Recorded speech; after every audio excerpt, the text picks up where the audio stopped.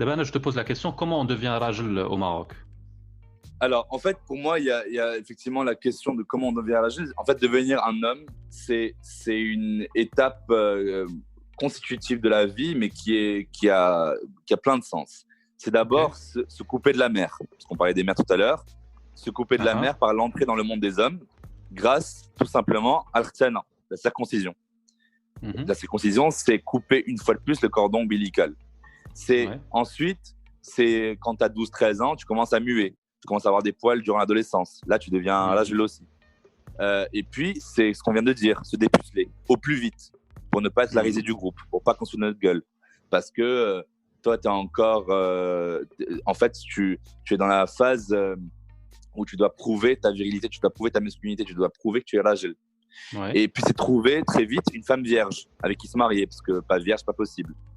En Mhm. prouvant que tu as la capacité financière. Donc, tu es aussi l'agile. C'est ça que tu deviens l'agile le jour où tu as la capacité financière d'avoir un mariage, de donner une dot et de prendre une Mhm. femme vierge pour le mariage. Et puis, tu as la dernière étape qui est je suis l'agile parce que je fonde une famille, je fais des enfants et je leur assure un avenir.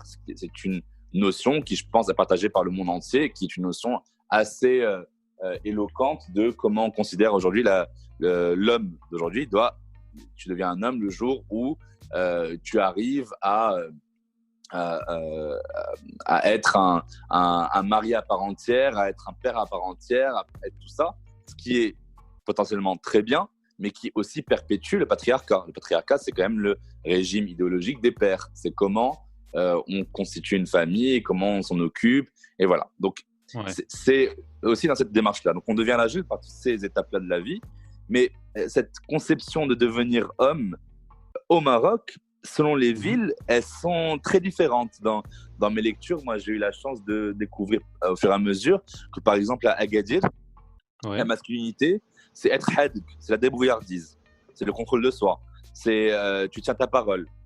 Ok. À Khnifra, l'homme, c'est la raison, c'est le mec qui n'a pas d'émotion, c'est la puissance intellectuelle, c'est l'aql. Ok. À Oujda, c'est le courage, c'est celui qui a l'autorité sur la femme et le foyer, celui qui doit Mhm. entretenir, celui qui doit financer, celui qui doit bosser. C'est ce qu'on Mhm. appelle dans l'exégèse coranique, on va appeler ça le qawama, c'est-à-dire le fait Ouais. d'avoir une tutelle sur les gens. Rijal Euh, qawwamuna 'ala à- an-nisa, c'est ça? Exactement, comme un Nissa, exactement. Donc, Mhm. à Tanger, c'est l'homme qui va inspirer un peu la crainte, celui qui se fait respecter, celui qui doit pas être tendre, celui qui doit être dur. Donc, selon aussi les différentes régions, les cultures, les ethnies précises du Maroc, Mhm. on va avoir des définitions de l'homme qui sont plus ou moins acceptées. Mais en tout cas, il y a une chose qui est commune à tous, c'est comment Ouais. dominer pour devenir un homme. Ouais. C'est-à-dire que tu dois avoir l'autorité, ça veut dire ça. Être au-dessus d'eux, ça veut dire ça. Avoir la gueule dans l'histoire, c'est ça. C'est prendre le dessus aussi sur les émotions. C'est prendre le Ouais. dessus sur une personne, les enfants, la femme, etc. Et donc, c'est ça qui est problématique. Ouais. Ouais. Et est-ce que tu penses, par exemple, quand tu parles de prendre le dessus, Ouais, bon, tu as surtout parlé de prendre le dessus vis-à-vis de, là, dans un contexte de couple, là, de contexte de ouais, famille. Est-ce que ça se fait par aussi exemple. entre mecs, tu vois? Est-ce que c'est, en fait, le fait de devenir rajl ou pas, est-ce que c'est par rapport aussi à ton entourage masculin? C'est juste Alors, une c'est question une comme très très ça, je bonne me demande, hein. question. C'est une très bonne question parce que c'est effectivement le principe même de l'Ojolia, en fait, c'est que c'est une espèce de démonstration sociale intra-milieu masculin.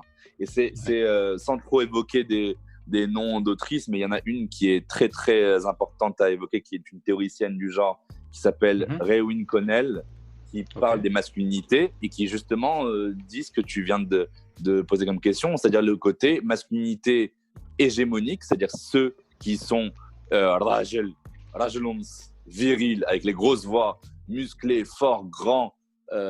Et à côté, tu as les masculinités qui sont subalternes. Ces masculinités-là, au Maroc aujourd'hui, dans une logique binaire qu'on a expliqué au début, c'est un homme, par exemple, qui applique des crèmes. Et quand il applique des crèmes, il serait marewa. Marewa, c'est une Hmm. femmelette Un mec qui prend soin de qui fait une lui. atteinte à la virilité, en fait, qui prend soin de lui.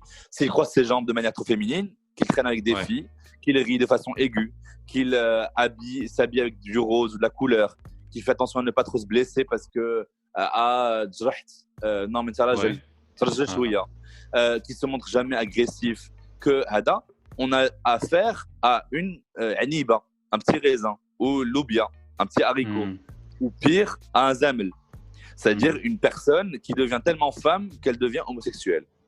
Et en gros, on faillit à l'idéal de la virilité dans lequel on se fait remonter les bretelles tout le temps par les patriarches, c'est-à-dire on dit Yallah, ma tkish, tarjil shouya. Donc on te gronde parce que tu n'es pas assez ragile, tu deviens moins ragile dans le cercle masculin. C'est parce que en fait, là où c'est c'est capital à expliquer, à comprendre, c'est que être moins ragile dans le sens d'une communauté masculine, c'est basculer du côté des femmes. C'est ça l'horreur de l'imaginaire collectif et de la sociolinguistique marocaine, c'est que être moins agile, c'est t'insulter en tant que tu deviens une femme. Tu deviens une insulte, parce que la femme est une insulte. Ma agile, c'est quelqu'un, par exemple, malheureusement, l'horreur, c'est quand les petits garçons se font violer au Maroc, c'est un silence extrême et tout, mais il est destiné à se féminiser parce qu'on lui dit l'expression au lieu de dire ça c'est beau ou là de dire que ce que ce soit allé, etc., on va te dire ma ragil. Ma ragil parce qu'il s'est fait pénétrer. C'est pareil pour les homosexuels, on te dit ils se féminisent et c'est des gens qui sont voués malheureusement à découvrir leur horreur ou leur sexualité complètement normale en se prostituant, en étant destitué de la position sociale de l'homme. Il y a un film comme ça qui s'appelle, un film marocain de Saïd Khelef qui s'appelle A Man in My Shoes et qui montre ce cas-là en fait d'un jeune homme, un enfant de la rue qui est tous les mois il y a un caïd local qui prend un petit garçon de la rue et qui passe sa journée à le violer, à l'habiller en femme, etc., qui dit toute une frustration, une horreur et en fait la volonté de rabaisser l'homme adverse qui n'est pas un homme caïd, qui n'est pas un homme viril, etc. Donc c'est ça aussi la problématique, c'est rabaisser l'homme au plus profond du fond de sa masculinité, c'est devenir femme. C'est ça qui est insultant pour l'ensemble du commun des mortels, c'est-à-dire c'est insultant pour les mecs et pour les filles aussi. Exactement, pour les hommes et pour les femmes.